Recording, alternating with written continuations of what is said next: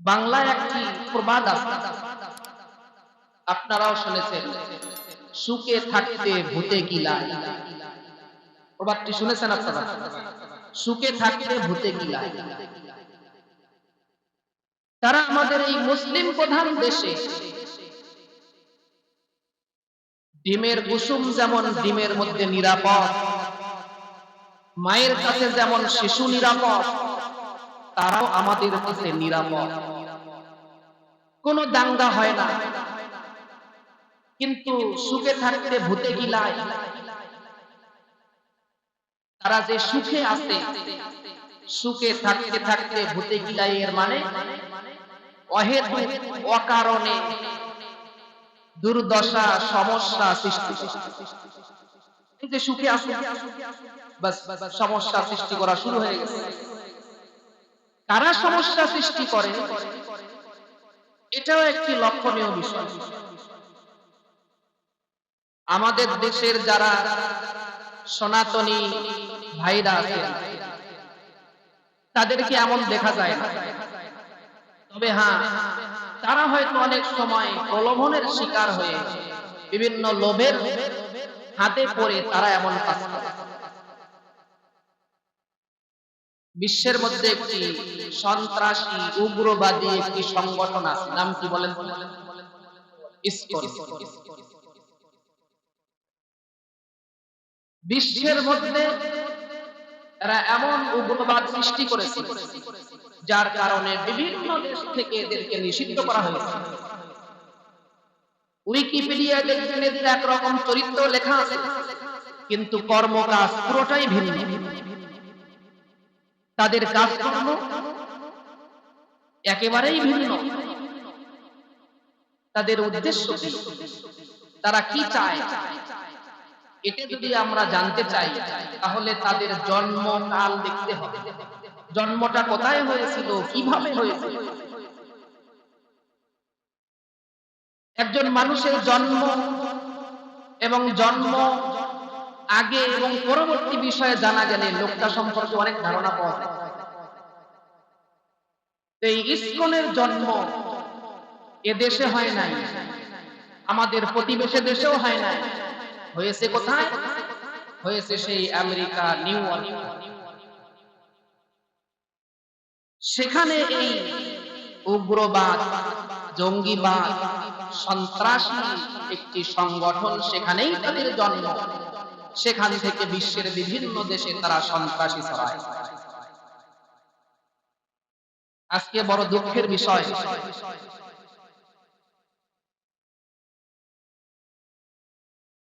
প্রত্যেক দেশের স্বকীয়তা আছে। আমার নিজের দেশের স্বকীয়তাও আছে। আমার পরিবারের যেমন স্বকীয়তা আছে, আমার দোকানের যেমন স্বকীয়তা আছে, আমার প্রতিষ্ঠানের যেমন স্বকীয়তা আছে, এটা প্রত্যেক রাষ্ট্রেরও আছে। প্রত্যেক রাষ্ট্রের স্বকীয়তা, মূল্যবোধ, রাষ্ট্রের সার্বভৌমত্ব সবকিছু একসাথে করে রাষ্ট্রের জন্য ক্ষতি হয়, রাষ্ট্রের জন্য হুমকি হয়, এমন কাজ রাষ্ট্রে নিষিদ্ধ করতে কোনো আপত্তি নেই, কিন্তু নিষিদ্ধ হয় না। এত অপকর্ম, এত দুষ্কৃতি, তারপরেও নিষিদ্ধ হয় না। এদের খুঁটির জোর কোথায়? আপনারা দেখেছেন, অল্প কয়েকদিনের ব্যবধানে বাংলাদেশের যে অবস্থা, যে পজিশন, তাতে মনে হয় আমরা ভাড়াটিয়া। এদেশের লোক আমরা নয়, তারাই এদেশের লোক। তো বলতেছিলাম, তাদের জন্মকালটা একটু আমরা দেখে আসি। 1966 সনে 11 জুলাই এই ইসকনের জন্ম নেয়।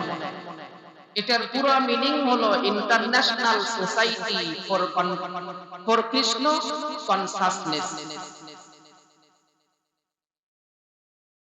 এই International Society for Krishna consciousness, সংক্ষেপে এটাকে বলা হয় ইসকন।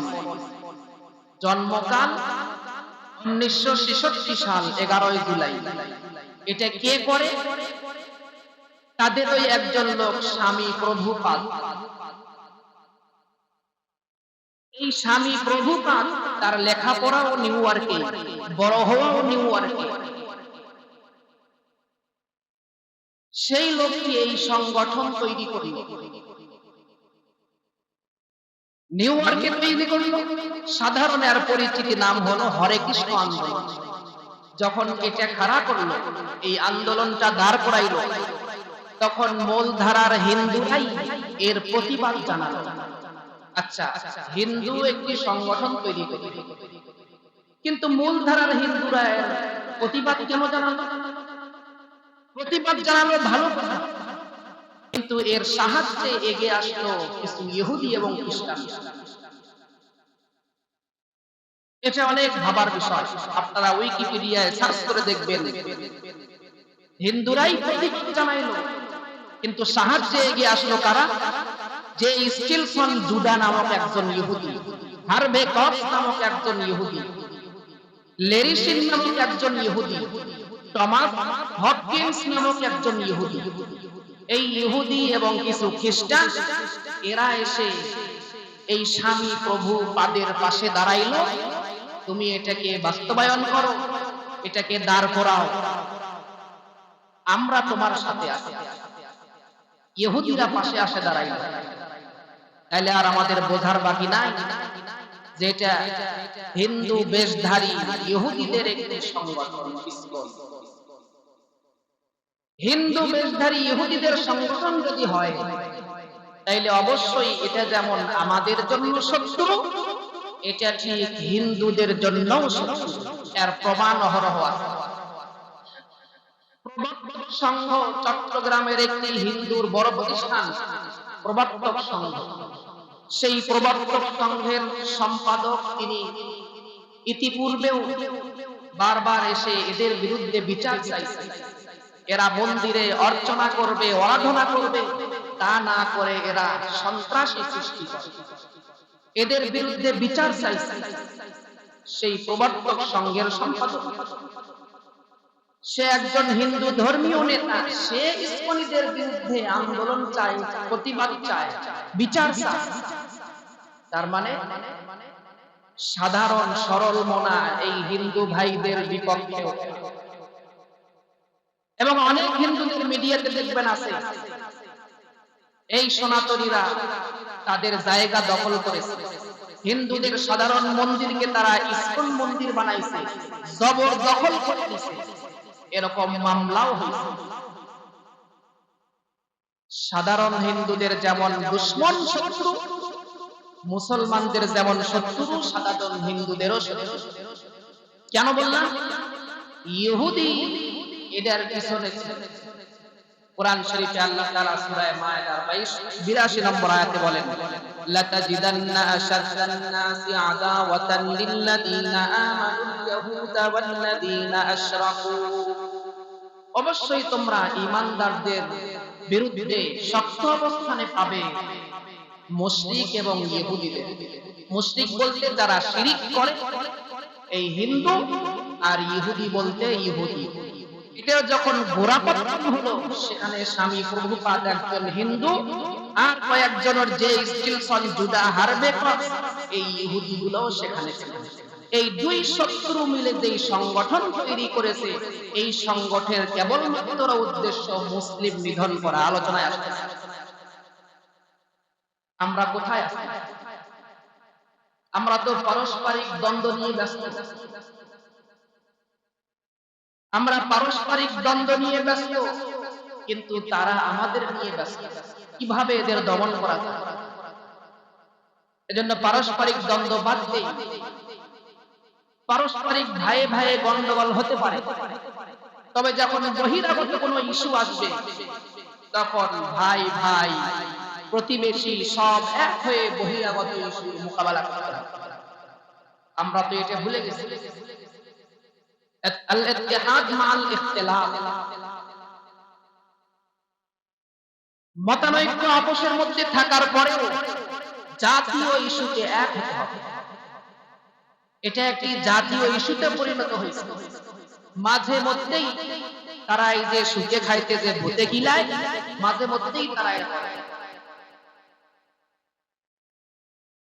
তাদের একজন অনেক পুরাতন কবি ছিল, মহিলা কবি, দেখলাম আমি, সুখে খাইতে ভূতে গিলায়, কবি কামিনী, নাম শুনেছেন মনে হয় অনেকেই, কবি কামিনী। জি, কামিনী রায়, জি, কবি কামিনী রায়।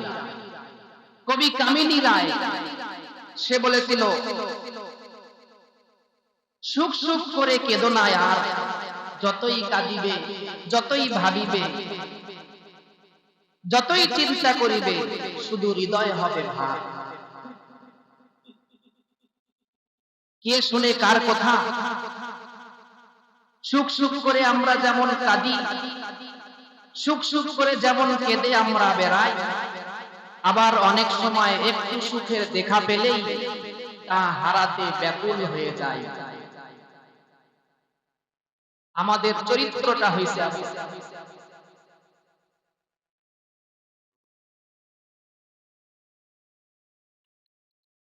আল্লাহ তাআলা আমাদেরকে বুঝবার তৌফিক দান করেন, বলি আল্লাহুম্মা আমিন।